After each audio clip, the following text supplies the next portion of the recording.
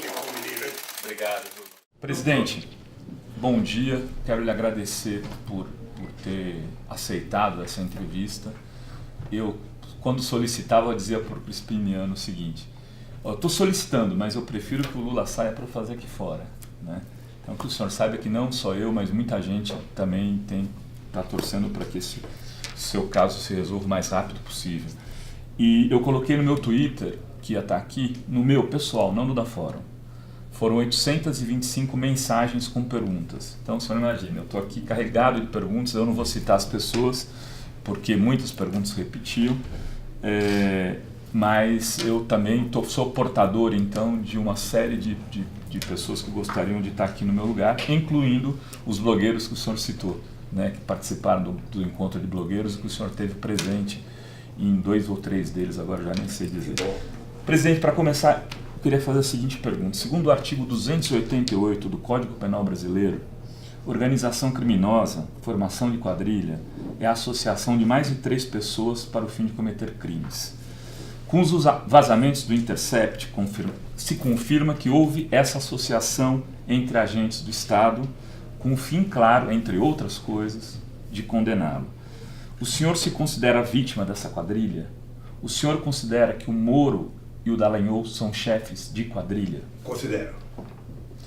E o senhor pretende lutar contra isso no momento que sair daqui? Olha, para isso estou aqui. É importante reiterar para você uma coisa. Eu vou reiterar, eu poderia não estar aqui. Eu poderia estar em outro lugar do mundo.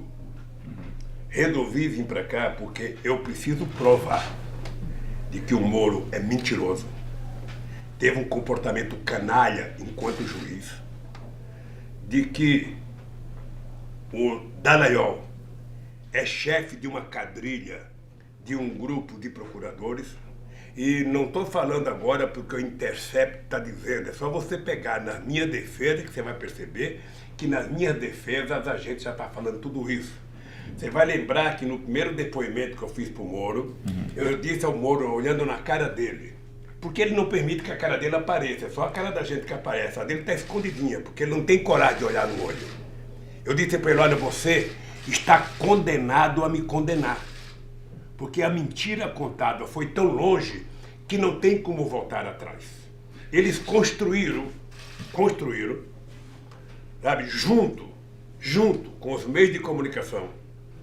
E quando eu falo da Globo, não é só a Globo, os outros também, mas eu falo a Globo porque a Globo é maior. Construíram junto com a Globo a ideia de que qualquer bobagem que o Dallagnol, qualquer bobagem que o Moro falasse, era 20 minutos de jornal nacional condenando as pessoas a priori. Ou seja, eles não queriam saber se tinha argumento contrário, era condenação pura. E por que eu digo isso? É porque tem 4 pessoas no mundo que sabem do que eu estou falando. Eu, porque sou a vítima e sei que sou inocente. O Moro, porque foi o algoz, ele sabe que eu sou inocente. O Dallagnol, porque sabe que eu sou inocente e que ele mentiu. E Deus, tá? Sabe que eu sou inocente. Por quê? Mas aquele grupo do Telegram tinha mais gente, né, presidente? Até muito mais gente do que o Dallagnol, do que o Moro. Não, veja, eu estou falando dele porque... eu estou lhe perguntando isso porque ali são agentes do Estado, né? É uma pena, para mim é uma pena, porque é o seguinte, olha, eu sou um cara democrático. E eu acho que a democracia, ela é sustentada por instituições, sabe, fortes. Então eu sempre achei o Ministério Público tem que ser forte. O Ministério Público tem que estar altamente qualificado. E se você pegar os discursos que eu fiz na posse de procuradores, você vai perceber uma frase minha onde eu dizia: o Ministério Público é tão forte e é tão importante que as pessoas que trabalham, sabe, têm que ter muita responsabilidade. O mesmo eu dizia para a Polícia Federal, é outra instituição que eu acho que tem que ser forte para garantir a democracia. A Receita Federal tem que ser forte e o Poder Judiciário não só tem que ser forte, como tem que ser neutro. As pessoas têm que julgar com base na lei. Esse é o pressuposto básico da compreensão que eu tenho dessas instituições. Ora, o que eles estão fazendo? Eles estão jogando no lixo essa seriedade que as instituições devem ter. A Bugenor jogou no lixo, a Dodge jogou no lixo. Você já viu, por acaso, eu fazer alguma reclamação dos outros procuradores? Do Antônio Fernandes, que condenou o Palocci, outros companheiros do PT, o Zé Disseu? Nunca. Porque se respeitou uma certa lógica, sabe, de legalidade no processo. Essa turma não. Essa turma foi mordida pelo... Mas ali não foi o germe do processo que veio ele condenar de alguma maneira? Ali muita gente diz isso. Ali eles aprenderam o seguinte, eles aprenderam, sabe, que tendo a imprensa como aliada, tudo fica mais fácil. Porque ali muita gente diz o seguinte, se o PT, se o senhor, se outras pessoas tivessem construído algumas barreiras, por exemplo, para impedir que pessoas como o Genuíno, ou Zé Dirceu, o caso do Genuíno é sintomático disso tudo, né? Se fossem condenados daquela forma que foram, talvez não tivessem chegado até... O Genuíno foi condenado. Veja, o Zé Dirceu tinha que ser preso de qualquer jeito, porque a imprensa criou um clima na sociedade, sabe, que independia de prova. É por isso que eles inventaram logo a teoria do domínio do fato. Vamos logo criar uma teoria, e essa teoria vai nos garantir que a gente não tem que ficar procurando prova. Vamos condenar o... Sendo usado agora com base em lawfare. E agora, sabe, e depois o Genuíno entrou no barco, todo mundo sabia que o Genuíno era inocente, todo mundo sabia. Tá? Mas se criou um clima na sociedade, através dos meios de comunicação, que chegou um momento em que, se não prendesse, poderia até ser pior. Como no meu caso. Você sabe quantas horas de Jornal Nacional eu tenho? Você sabe quantas capas de revista Veja, de revista Época, de revista Isto É? Você sabe quantas primeiras páginas de Estadão, da Folha, do Globo e de outros jornais?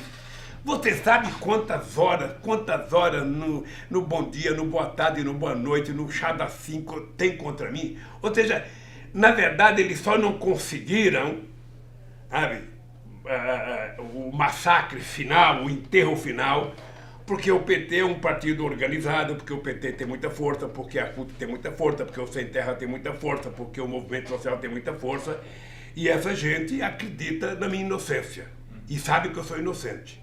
Então, quando eu vim para cá com esse objetivo. Eu preciso, para salvar o Brasil, evitar que crápulas como Moro, que crápulas como Dallagnol ocupem funções. O senhor achava que se saísse, se fosse por exílio, se tomasse outra decisão, eles tomariam conta do país e acabaria como... o objetivo dele. Você veja que hoje está ficando mais claro. Está ficando mais claro. Ou seja, tudo que eles estão fazendo são coisas de quadrilha. Nenhum partido político de extrema-direita seria tão grosseiro e tão ignorante como eles. Eu, quando fui prestar meus depoimentos na Polícia Federal, lá em São Paulo, lá em Brasília, quando eu fui na Polícia Federal prestar depoimento, quando eu dei depoimento para o Ministério Público, eu tinha clareza que eles não estavam tentando julgar um homem. Eles estavam tentando julgar um governo, um período de governo. Ora, o Dallagnol, na verdade, eu vou repetir uma coisa que eu tenho falado, ele deveria ter sido exonerado e preso a bem do serviço público com o PowerPoint. Porque você não pode ter um procurador falando, sabe, pelo Estado brasileiro, em nome da sociedade, contar a mentira que ele contou e depois dizer cinicamente, não me peçam provas, eu só tenho convicção. Dali ele deveria ter saído algemado para a cadeia, exonerado, para salvar o Ministério Público. Quando o seu Moro, sabe, vai me fazer um julgamento e ele não tem fato, ele não tem prova, e ele é obrigado a me acusar de um crime indeterminado. Ou seja, ele não sabe que crime que eu cometi, depois de inventar a história da Petrobras para poder trazer o crime para cá, sabe? Tudo isso é uma quadrilha funcionando. Então eu vim para cá, eu quero que você saiba disso. Eu estou aqui, eu gostaria de estar em casa, claro, mas eu estou aqui porque alguém nesse país tem que ter coragem de enfrentar essa canalha toda. O que eu acho? O senhor tomou uma decisão, então, um pouco diferente do Jango. O senhor preferiu ficar, não. Né? Não ia ser tratado como fugitivo, não ia ser tratado, não. Eu tenho cara, Sabe, tem um cara... São estratégias de ação diferentes. Essa cara aqui foi construída na porta de fábrica. Eu dizia que o único medo que eu tinha na vida era se eu pudesse mentir para os trabalhadores. E disso eu não abro mão. Agora o senhor não se arrepende nem um minuto. O senhor está 529 dias aqui. Não me arrependo, não me arrependo. Obviamente, eu não me arrependo. Eu gostaria de estar em casa, eu gostaria de... Claro. Agora o senhor achou que ficaria menos. Mas não... O senhor já disse isso em outras entrevistas, e inclusive para a Monja Coin, no dia 30 de julho. A senhora daqui dizendo que o senhor achava que uma semana estaria livre. Isso não causa um certo... Causa uma certa frustração. Por quê? Porque quando eu vim para cá, havia a possibilidade de votar uma ADC. Eu nem sei o que é, mas já aprendi a falar ADC. Ou seja, e na semana que eu vim para cá, o partido que tinha entrado com a ADC, sabe, retirou a ADC. O PCdoB entrou com outra ADC e aí o Marco Aurélio, não sei porquê, não colocou em votação, ou não podia, ou a presidenta não colocou em votação. Tudo isso poderia fazer com que eu ficasse mais desesperado. Mas um homem desesperado, ele tende a morrer precocemente. Então, como eu quero viver 120 anos, eu mantenho um equilíbrio. Como o senhor tem mantido o equilíbrio aqui dentro, presidente? Desculpa lhe perguntar, eu sei que é uma questão pessoal, mas o senhor faz 9 quilômetros de esteira, vê televisão... Assistindo, sabe, você pelo pendrive, sabe, assistindo todos os meus amigos da Globosfera no pendrive. Eu recebo muito pendrive, sempre com um dia de atraso.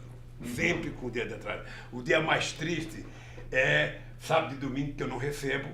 Então eu vou ver vocês na segunda-feira, da sexta-feira à noite. Então estou lendo, sabe quando você lê o jornal velho, você vai no banheiro... Você já sabe que já passou, talvez a notícia seja outra. Antigamente ia no banheiro, tinha um jornal no chão, porra do chão, então eu ficava vendo notícia velha. Então eu na segunda-feira vejo notícia velha, vejo você falando do sábado, da sexta-feira, vejo outros companheiros falando. Então, eu me mantenho assim, e me mantenho...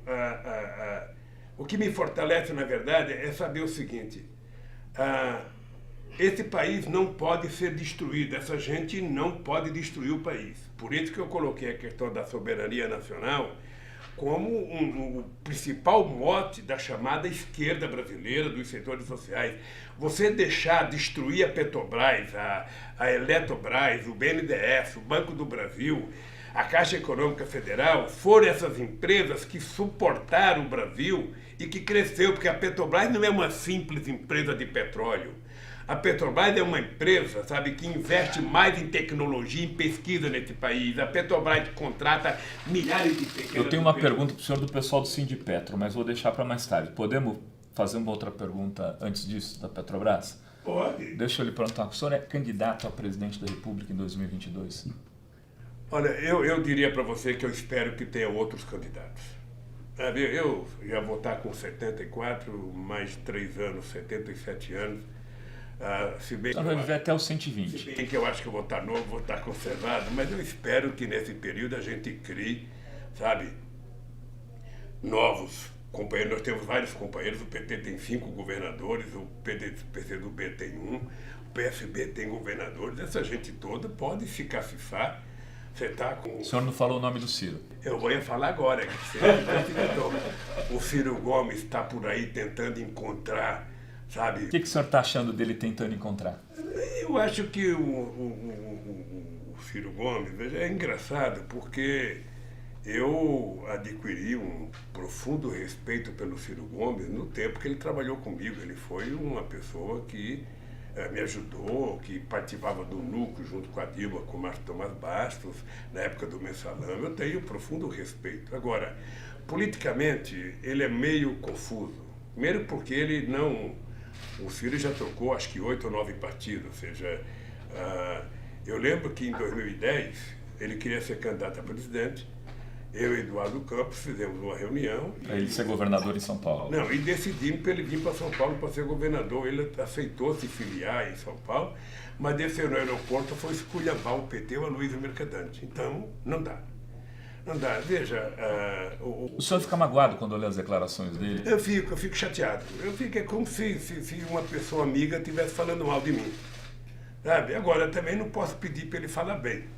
Ali, quando junta ele e Mangabeira Unger, então, aí é... Ele alega que o senhor aqui da prisão controlou todo o processo. Ele não alega nada. Você não pode querer que o jogador do São Paulo vá ajudar o time do São Paulo a ganhar do São Paulo.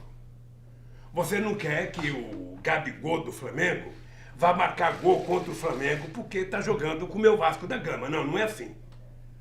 O Ciro Gomes era candidato, o PT tinha candidato e tinha algumas alianças em disputa.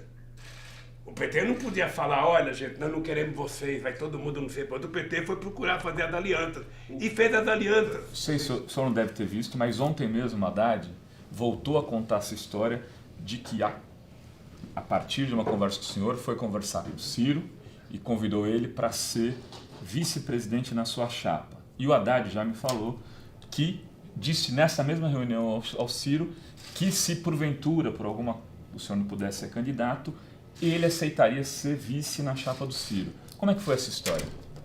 Olha, eu fiquei sabendo dessa história por conta do companheiro Fernando Haddad, que teve com o Ciro e falou para o Ciro que o Ciro poderia ser meu vice, que no meu impedimento o Ciro seria candidato a presidente e o Haddad seria o vice dele. E o Ciro não aceitou. Eu acho difícil uma pessoa que se acha tão inteligente como o Ciro querer ser vice de um torneiro mecânico. Eu não acho, quer dizer, sabe? O senhor acha que tem um preconceito de classe? Eu acho que o Ciro ele é preconceituoso contra o PT. Ele tem um quê? É só perguntar para o pessoal do PT do Ceará. Ele odeia o PT do Ceará. O Ciro não nasceu para militar num partido político.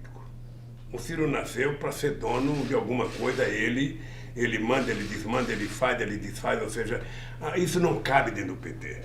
Então, se o Ciro quiser ser presidente com o voto dos setores progressistas, ele terá que se aliar à esquerda. E para se aliar à esquerda, ele não tem muita opção. Ele tem só o PT e o PCdoB. Não tem muita opção. O senhor acha que ele está fazendo um caminho para a direita? A impressão que eu tenho é que ele está fazendo um discurso muito mais para agradar setores de direita, que ele acha que abandonaram os tucanos, do que para a esquerda.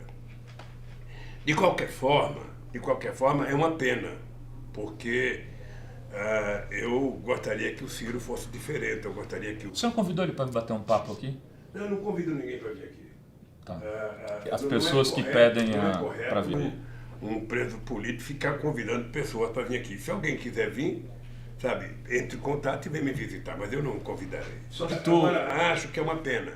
Acho que o Ciro não prejudica o PT com os ataques que ele faz ao PT.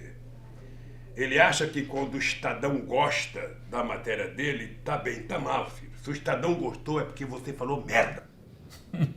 Essa é a coisa correta. Se o Estadão gostou e deu manchete é porque você falou merda. Se você falar uma coisa boa, o Estadão não vai dar, a Folha não vai dar. É isso. Agora, se você quiser se iludir, sabe, você vai ser candidato outra vez para ter mais um. Falando em Estadão, vou lembrar que o senhor aqui na entrevista com a BBC disse que o senhor não lê a Veja há 30 anos pelos mesmos motivos, imagino, que do Estadão. A semana passada, o governador Rui Costa deu uma entrevista para a Veja que causou muita polêmica. O senhor leu essa entrevista? O que o senhor achou? Veja, eu quando se trata da Veja, eu prefiro não ver, eu peço para alguém conversar comigo. O senhor leu a xerox da matéria? Veja, eu acho que as pessoas precisam se preparar para as entrevistas. As pessoas têm que falar menos a palavra eu e falar mais a palavra nós. As pessoas têm que saber. Sabe? O Rui Costa, quando ele dá entrevista, ele dá muita entrevista em função das coisas que aconteceram na Bahia, da aliança dele na Bahia. Ele tem que saber que o Brasil é totalmente diferente da Bahia. Ele tem que saber que parte dos aliados que ele tem na Bahia são inimigos do PT a nível nacional, que não vota com o PT e não votaram com a Dilma. Ele tem que saber. Ora, nem por isso o PT impediu que ele fizesse aliança. É uma coisa regional, faça. Então a impressão que eu tenho é que muitas vezes ele dá entrevista, sabe, a partir da lógica do mundo dele, sabe? Mas ele tem que pensar um pouco no Brasil, para ele perceber que as pessoas que estão com ele na Bahia não estão com o PT no maior lugar do Brasil. Não é por culpa do PT, não. É porque as pessoas têm outros compromissos. É apenas isso. Agora, o Rui é uma pessoa que eu gosto muito. O Rui é um cara preparado, um companheiro, sabe, que o Jacques Wagner apostou nele. Você sabe que eu tinha um candidato na Bahia que era o Zé Sérgio Gabriel. Sabe? Mas aí não deu certo e o Jacques indicou o Rui. E o Rui está fazendo um bom governo. De vez em quando tropeça aqui, todo mundo que governa tropeça aqui, tropeça ali. Mas eu acho que o Rui é um bom cara. E toda vez que você for dar uma entrevista, você tem que estar preparado para as perguntas que são casca de banana. De vez em quando, você não acha que o PT está muito subordinado ao Lula? Para o cara tentar mostrar, não, porque ele quer a palavra não, sabe? Então o cara precisa se preparar. Mas eu vi a entrevista, não sei se você sabe que a Veja está pedindo para fazer entrevista comigo. Eu fiquei sabendo ontem à noite. O senhor vai aceitar? Não, eu até daria, se fosse uma coisa ao vivo. Eu vou tentar ver aí com o meu pessoal se é possível fazer com vocês ao vivo. Não tem por que ficar gravando, pode fazer aqui ao vivo e vai direto. Aí depois eu vou ver se a Globo quer mandar o Willy Bonner vir aqui fazer uns 20 minutos de Jornal Nacional ao vivo comigo, sabe? Ver se o SBT quer mandar o Jornal das 8. Eles estão pedindo também, mas lá para as 3 da manhã. 3 da manhã até eu estou dormindo, então eu não vou assistir. Eu lembro de um debate que eu fiz na campanha de 89 com o Ulisses Guimarães, a gente estava na Manchete, e a moça que coordenava o debate, já era 1 e pouco da manhã, falou: doutor Ulisses, o senhor não acha que a gente poderia continuar um pouco mais o debate? O Ulisses Guimarães, hoje que eu preciso continuar. Eu falei: Ulisses, por favor, manda alguém ligar para a dona Mora e eu ligo para a dona Marisa. Se ela estiver assistindo, a gente continua. Se ela estiver dormindo, vamos parar, porra. Fazer um debate para ninguém assistir. Presidente, o senhor falou aqui do Estadão, falou da Veja, sempre fala da Globo, mas eu queria falar um pouco da Record, né, dos evangélicos. Até os últimos dias, eu anotei aqui, 16 de março, a Record, o bispo, o PRB, tinha um ministro, né, que era o George Wilton, ministro dos esportes da Dilma. Eles saíram... George Wilton, era um deputado na época que ficou com o Ministério dos Esportes até março. Aí eles saíram do governo e foram para o impeachment, e de lá para cá a Record assumiu, e os setores evangélicos, um antagonismo em relação ao senhor, à Dilma, ao PT, a tudo que seja vermelho, que, assim, de alguma maneira... O que aconteceu nesse processo? Por que a coisa virou de jeito algum? Eles cresceram muito durante seus governos, inclusive porque, com o crescimento da classe C, da classe D, os evangélicos foram tomando conta, na lógica da teoria da prosperidade, desses segmentos, na lógica, com a venda da prosperidade, que é a base do discurso evangélico. Rovai, talvez eu tenha cometido um crime de ser republicano. Porque essa gente sabe que eu nunca conversei com eles pedindo alguma coisa para o governo. Nunca. Eu nunca senti a Record favorável ao governo. Nunca. E nunca pedi para ser favorável. Nunca pedi para o João da Bandeirante ser favorável ao governo. Nunca pedi para o Silvio Santos ser favorável, e muito menos para a Globo. A única coisa que eu pedia era que fossem honestos na divulgação. Informação é informação. Mas agora eles não são só... Eles assumiram. Isso é ruim. É ruim para eles próprios, porque eles podem ter um pouco de dinheiro, mas perderão credibilidade. O senhor viu a cena do Bolsonaro ajoelhado? E é ruim para ele. Não, eu acho aquilo humilhante para ele. Humilhante, quer dizer, é uma coisa vexatória. Aquela coisa que é forçada. Quando você fala um palavrão que ele sai como força de expressão, é até bonito. Mas quando você prepara o palavrão, ele fica feio. E o Bolsonaro preparou aquela cena... É simplesmente ridícula, é vexatória. Não precisava daquilo. Ele pode ser evangélico, ele pode... Eu nunca perguntei para um ministro se ele era... Qual era a religião dele. Nunca perguntei para um general qual era a religião. Eu nunca perguntei nada. Cada um segue a religião que quiser. Ponto pacífico. Agora ele, tudo que ele faz é meditado, é pensado. Chega aí, vai ficando tudo meio meio feio, meio, sabe, tudo é acanalhado. Quer dizer, sinceramente, eu acho ruim por meio de comunicação, acho ruim porque o Collor não vai ser presidente, sabe, a vida inteira. Em algum momento ele sai, o Bolsonaro, sabe? Eu não sei porque de vez em quando eu falo Collor, sabe? Eu vou escrever aqui Bolsonaro, sabe? Para não esquecer do nome do presidente, é porque ele anda meio desaparecido. Né? Tem certa semelhança, a gente não sabe se vai durar o mesmo período, né? Eu acho que ele faz muita bobagem, sabe? O Bolsonaro, eu não posso dar conselho, mas o Bolsonaro, ele precisava saber o seguinte, olha, o tempo da bobagem, o tempo da molecagem acabou quando ele era deputado, ele virou presidente. Se ele não acreditava que fosse ganhar, ele ganhou. Então exercer o cargo de presidente da República é uma coisa muito séria. Você tem que medir as palavras, você tem que pensar, obviamente que você pode errar uma ou outra, mas ele faz questão de errar em tudo. Ou seja, a política externa dele é um desastre. Você não ouve nesse governo, há quase 9 meses, uma palavra chamada desenvolvimento, uma palavra chamada crescimento, uma palavra chamada distribuição de renda, uma palavra chamada aumento de salário, sabe, não existe, só existe a palavra de controle de gastos, só existe a palavra de ajuste, sabe? E o ministro da Economia com uma loucura, sabe, de juntar 1 trilhão. Eu não sei para que ele quer 1 trilhão. Sabe, do que vale você ter 1 trilhão se o povo está passando fome, se o povo está desempregado, se o povo está sem salário, se o povo está sem condições de morar, até dinheiro de pesquisa. Se o nosso soldado, como é que a gente pode querer fazer uma guerra com a Venezuela se os nossos soldados não têm dinheiro para almoçar? Então, eu acho que o Bolsonaro, ele está utilizando o cargo de presidente para criar uma imagem muito negativa da instituição Presidência da República.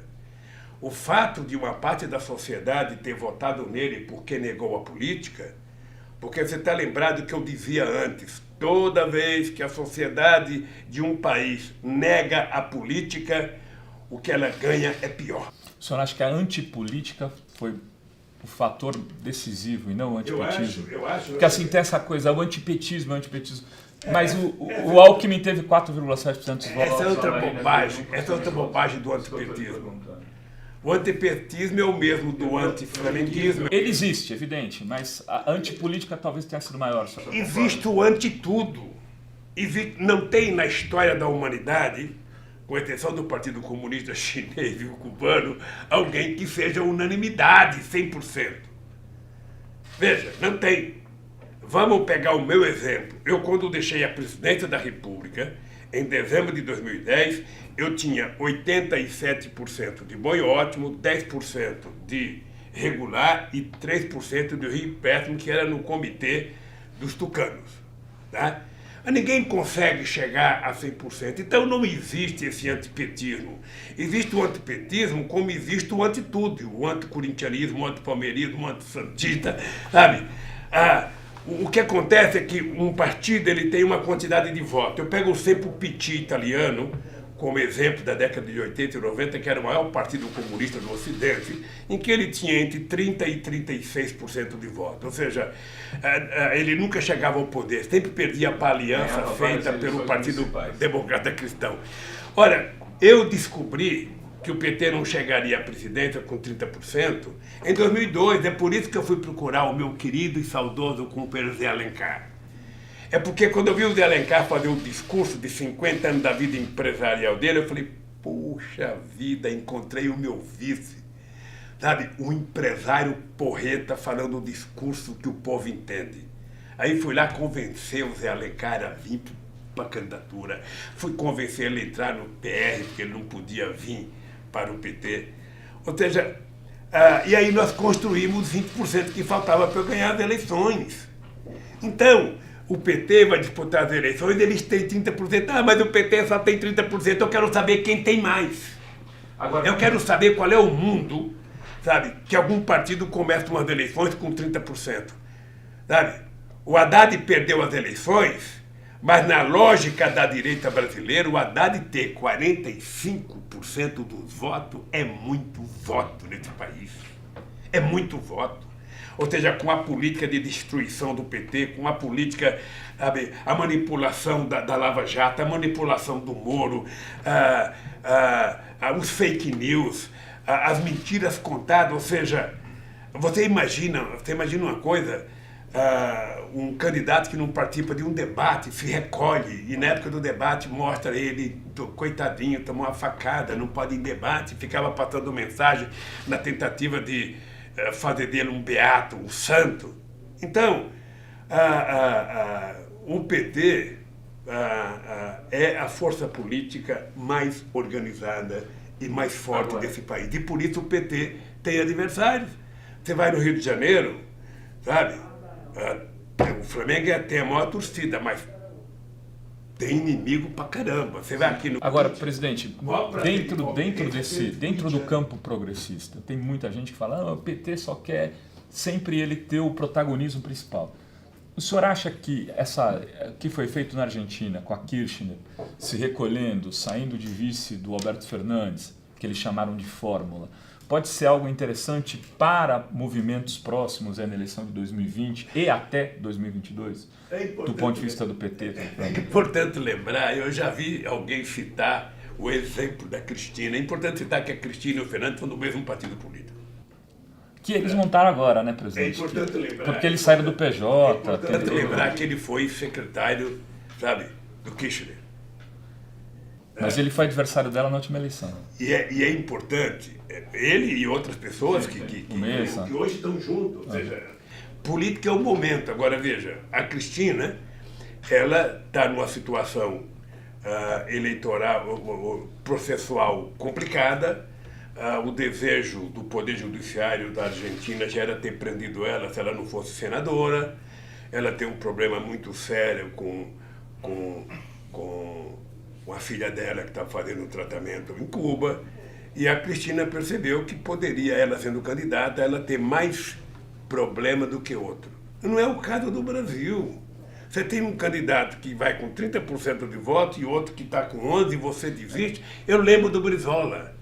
O Brizola, em 89, eu fui na casa do Brizola. Aquela história, quando o senhor foi visitá-lo no apartamento dele, né? Que ele queria que o senhor renunciasse para ser... Nós empatamos tecnicamente. Eu falei, Brizola, não empatamos coisa nenhuma, isso não é pesquisa não, bicho. Eu tive 500 mil votos a mais do que você. Mas vamos desistir nós dois e vamos apoiar o Mário Covas. Eu falei, você acha que o povo vai entender? Sabe, nós dois que tivemos, a votação que tivemos, abrir mão para apoiar um cara que teve 8%? Não. Olha, se o Ciro quiser um dia... Mas eu não estou falando do Ciro. Vou lhe falar... Se o Ciro quiser um dia ser presidente da República, ele precisa fazer o jogo correto. Eu vou lhe dar um outro exemplo. A gente, quando publica na Fórum fotos do Haddad com o governador Flávio Dino do Maranhão, causa um frisson. As pessoas vêm e falam, chapa dupla. Então, mas deixa eu falar uma coisa para você. Por exemplo, independente... Para o senhor, tem que ser só Haddad ou pode ser o Dino, de repente? Eu não vou dizer que pode ser o Haddad, pode ser o Dino. Se o senhor não for candidato. Seria louco se eu dissesse isso.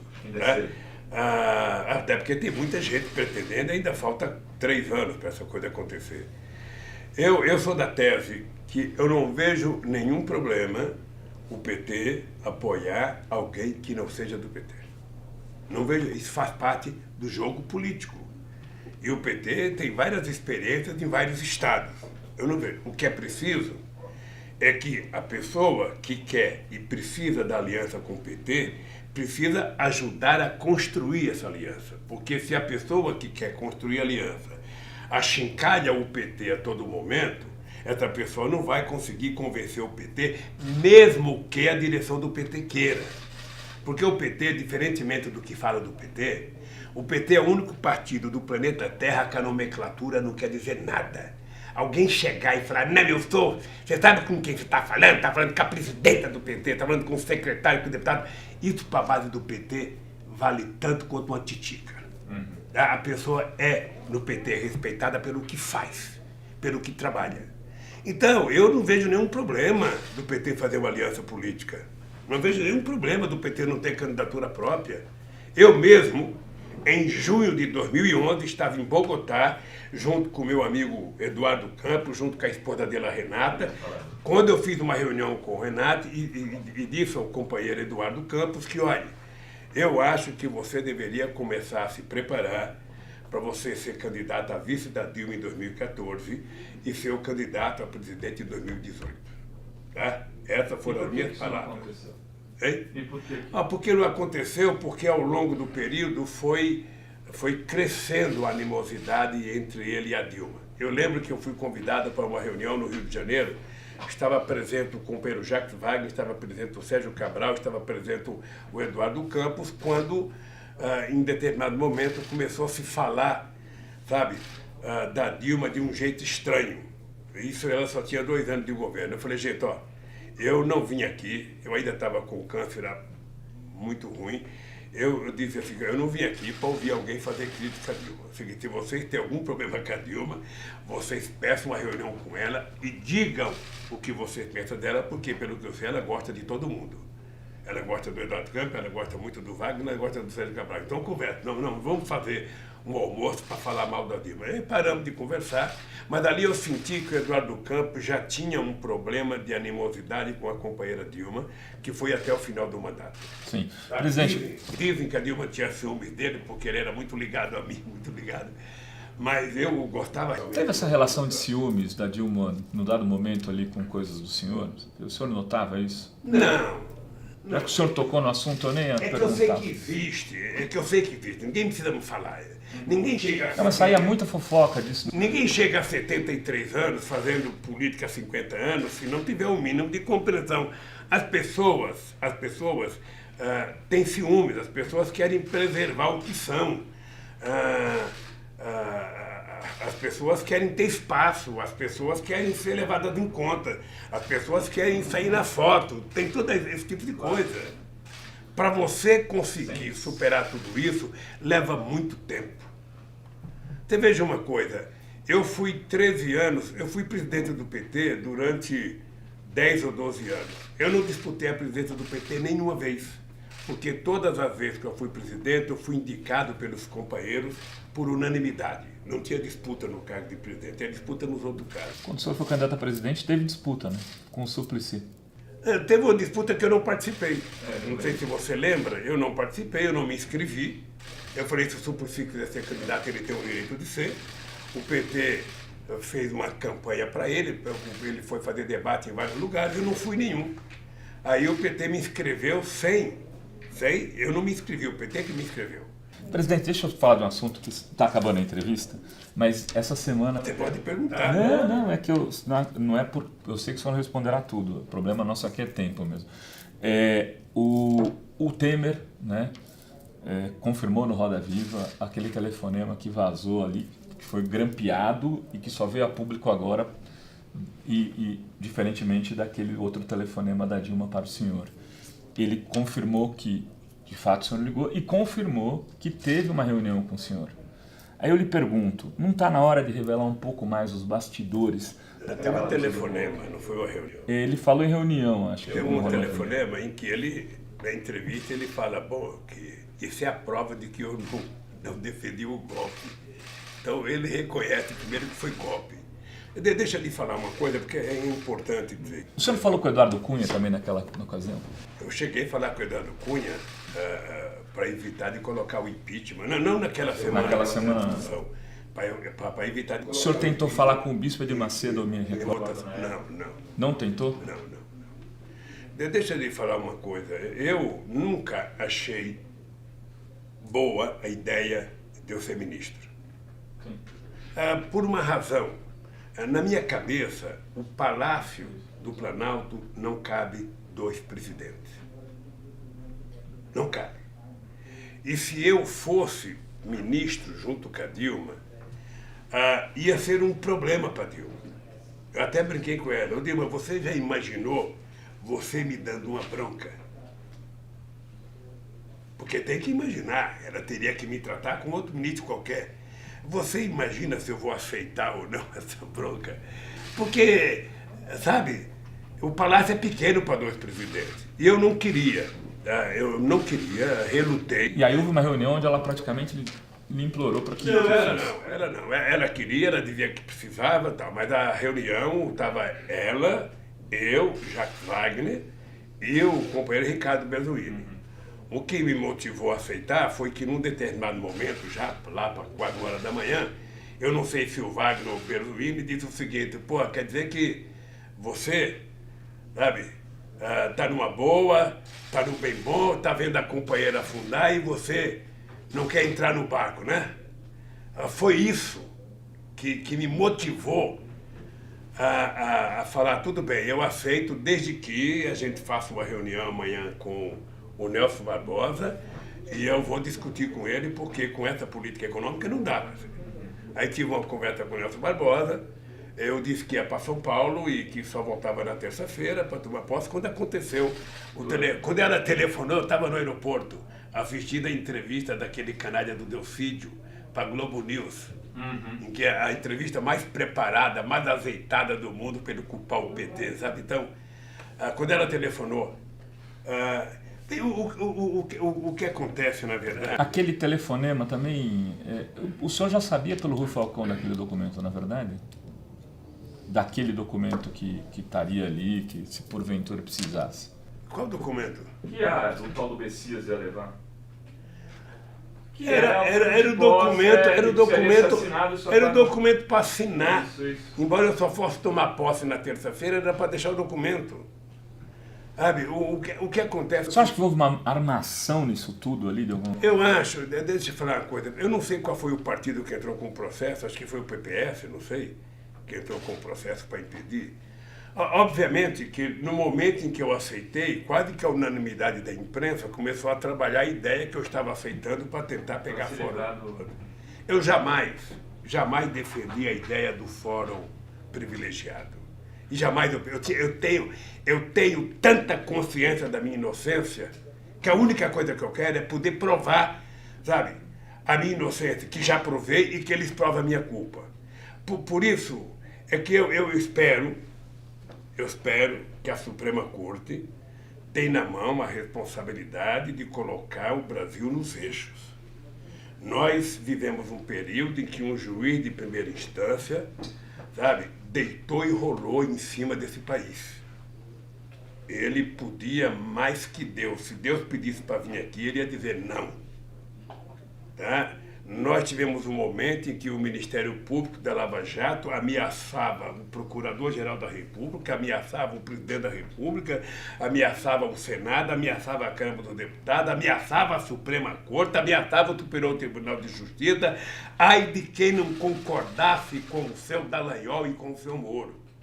Então agora chegou o momento de colocar a casa em ordem. Tá? O que nós queremos? O que nós queremos é que todas as denúncias de corrupção sejam apuradas corretamente. Por isso foi o PT que mais criou mecanismo de apuração de corrupção nesse país. Pegue todos os partidos juntos que não criaram as condições que o PT criou. E para que nós criamos? Para apurar a corrupção. Agora, o que nós queremos é que todo acusado, antes de ser condenado previamente por um procurador na imprensa, por um ministro, por um juiz, ele seja julgado, tenha direito de defesa e que o juiz se pronuncie em função dos autos processual. Tá aqui, eu tenho prova que o Rovai cometeu um crime. Então, se tem prova, tá, o cidadão vai ser condenado. Se não tem, o cidadão tem que ser absolvido. E eu estou implorando. Eu quero a prova que eu cometi um crime. Agora, eu tenho prova que vocês cometeram um crime. Vocês mentiram. Vocês não aceitaram testemunha. Vocês não ouviram provas. Então eu tenho. E agora está mais do que provado que é uma quadrilha que está organizada para pegar 2,5 bilhões da Petrobras, para pegar dinheiro nos acordos de leniência. O senhor falando que eles cometeram crime, eu fiquei lembrando aqui, presidente, da história do celular do Cunha. Né? O celular do Cunha não foi apreendido pelo Moro, diferente, por exemplo, do tablet do seu neto. Do meu neto foi. De 4 anos. Diferente do tablet do seu neto. O senhor acha que teve um acordo do Cunha com o Moro? Olha, eu acho que houve um acordo, porque até agora... A mulher do Cunha não foi incomodada? Ela participava daquele paraíso fiscal, a filha também. Então... Eu não sei de detalhe. A única coisa que eu sei é que é muito estranho que você prenda o presidente da Câmara e você não tenha forçado para ele fazer uma delação como forçaram os outros, e você não tenha pego o celular, que todo mundo teve o celular preso. Sabe? Então eu não consigo entender. Mas eu acho que ele tem que explicar para a Suprema Corte isso. Quem sabe agora, eu acho que a Suprema Corte tem a chance, sabe, de fazer com que nunca mais se repita no Brasil um juiz que haja com a canalice que o Moro agiu. Eu estou dizendo pelo meu caso. Eu não estou dizendo por outros casos. Se ele, por acaso, fez um julgamento correto de um empresário e mandou prender o empresário, sabe, isso faz parte da legislação brasileira. O que não pode é fazer a canalice dele de quebrar as empresas brasileiras, de quebrar a Petrobras. Falando em quebrar, eu vou chegar na Petrobras. A FUP, então, ele enviou essa pergunta, né, que se a Petrobras, no seu governo, chegou a 13% do PIB nacional, né, foi responsável por 13% do PIB nacional e tem caído, acho que está para baixo de 7% agora. Destruiu milhares de empregos, esses empregos estão sendo exportados, né? Engenharia nacional foi toda por água abaixo. Se o senhor pode dizer que a omissão da Justiça e do Ministério Público frente a esses crimes da Lava Jato é uma ameaça à democracia? Ameaça. O que acontece? Veja, você tem 3 grandes mentiras contadas. Ou seja, você tem o PowerPoint, que é uma grande mentira contada, você tem o impeachment, que foi uma mentira contada, e você tem o voto do Moro, que é uma mentira contada. E agora tem o voto da outra juíza, já no caso de Atibaia, que a mentira é pior ainda. O que acontece? Essa gente construiu uma mentira e não tem como sair. Não criaram, como diria o Capilé, não criaram rota de fuga. Sabe? Então eles não sabem, a Globo não sabe como tirar da grade dela a questão da corrupção. Ela não sabe como tirar a Lava Jato, porque já faz, não sei, alguns meses que o Intercept, que o Gley estão mostrando a podridão. Quando ela fala mal do Bolsonaro, ela fala mal do senhor. E ela agora, tudo que ela quer falar mal do Bolsonaro, pode ser que não está falando mal dele, aí me coloca. Sim. Sabe? Então, eles não sabem como se livrar disso. Não sabem. Então, o que eu acho? Eu acho que está na hora de retomar as coisas corretamente. Eu acho uma pena, e por isso que os meus advogados, nós estamos abrindo processo nos Estados Unidos, nós vamos atrás da falcatrua. Tinha muita coisa para perguntar. Nós vamos atrás da falcatrua. É preciso ter coragem para brigar. Quem não tem coragem não briga. Sabe? Quem delata é porque roubou. Então eu gostaria de fazer uma delação, sei lá para quem, para Deus, contra o Moro e contra o Daniel. Então eu acho que nós temos a chance agora de colocar o Brasil nos trilhos. Porque o que está acontecendo nos vazamentos, sabe, que a Globo nega e esconde todo santo dia, mas acontece que a sociedade fica sabendo por causa de vocês, por causa da internet, sabe, por causa da coragem de vocês. Eu sei que você está sendo processado, sabe, eu sei, não perca a coragem não, vá para cima, porque nesse país a única derrota que a gente tem é se a gente não tiver coragem de lutar. Por isso, os companheiros da FUP, os companheiros da FUP não têm que se comportar como petroleiros, têm que se comportar como cidadãos brasileiros e fazer uma forte campanha em defesa da soberania nacional e em defesa da Petrobras. Porque defender a Petrobras não é defender o emprego, é defender a maior empresa de investimento nesse país.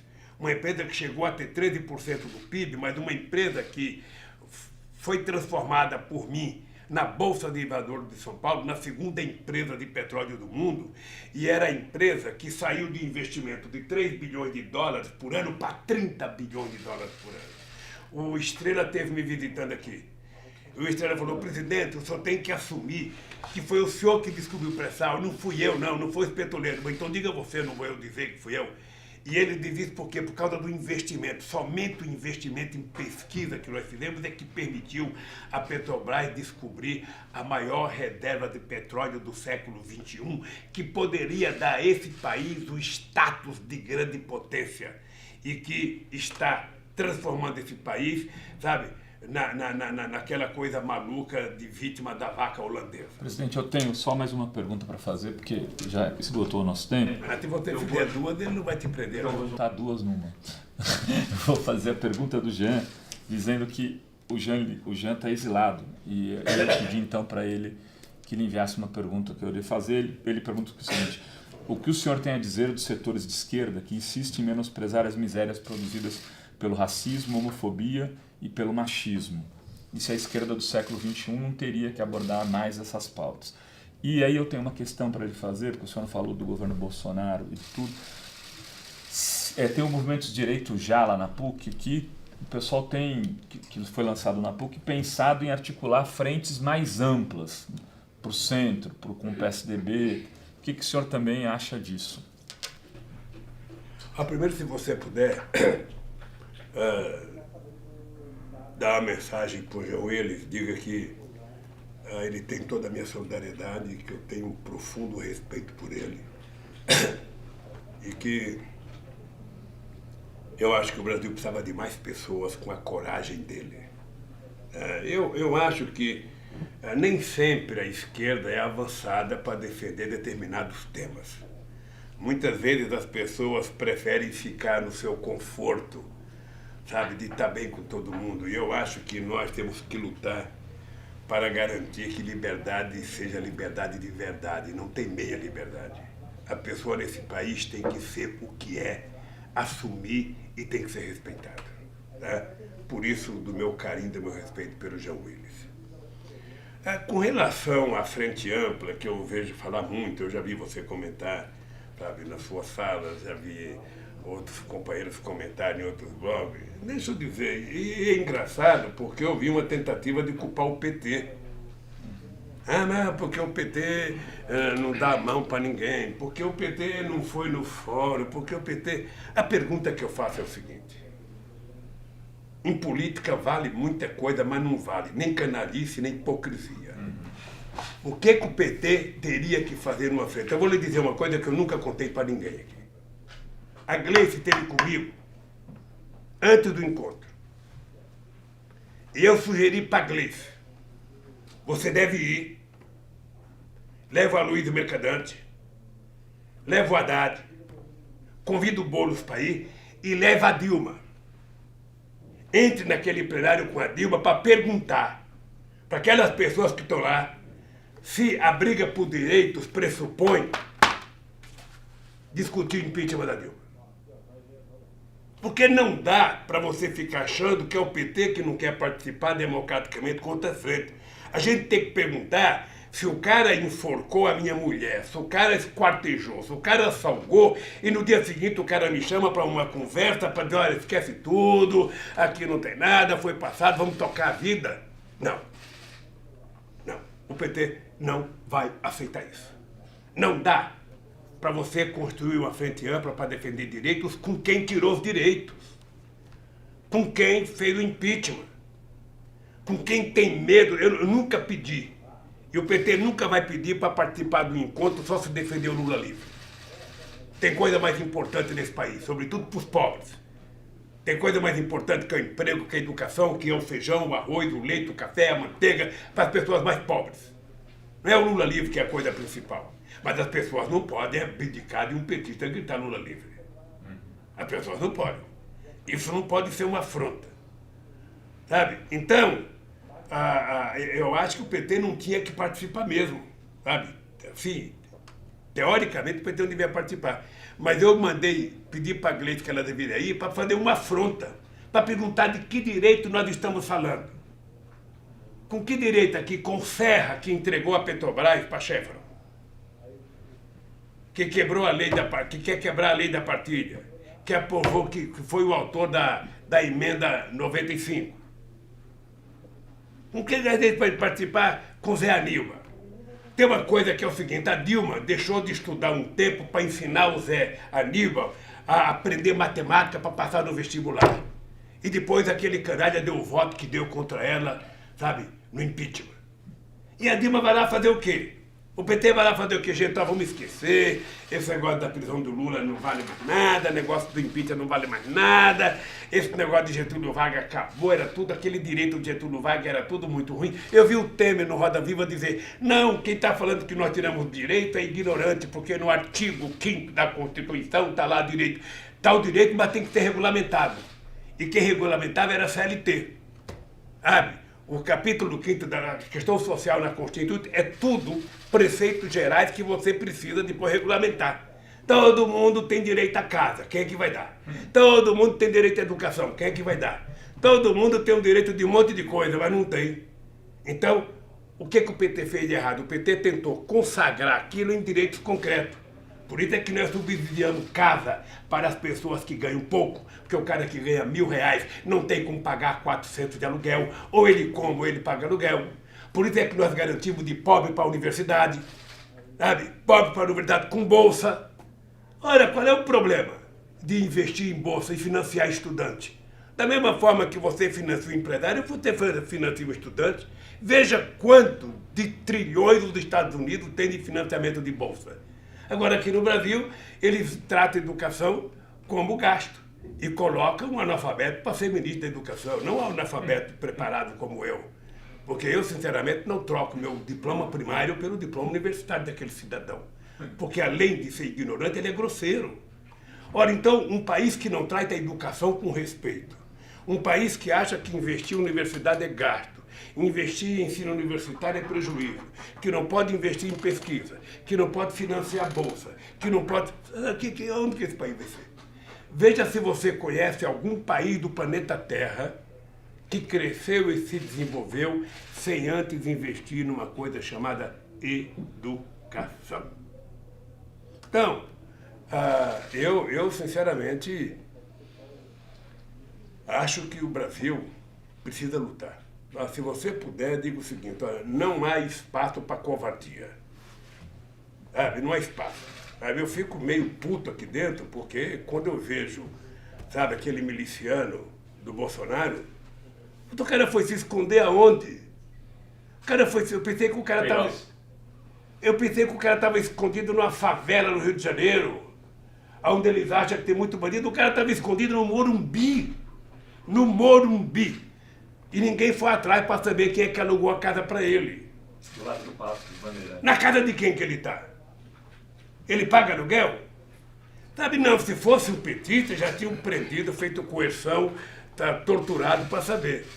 Então, enquanto, gente, o PT e a sociedade não for para a rua, com muita coragem, sem medo, fazer como esse pessoal da vigília. Esse pessoal da vigília aqui é um símbolo da dignidade nesse país, porque tem gente aí que está aí desde que eu estou aqui, sabe? E eu acho que lá fora tem coisa muito mais séria do que eu.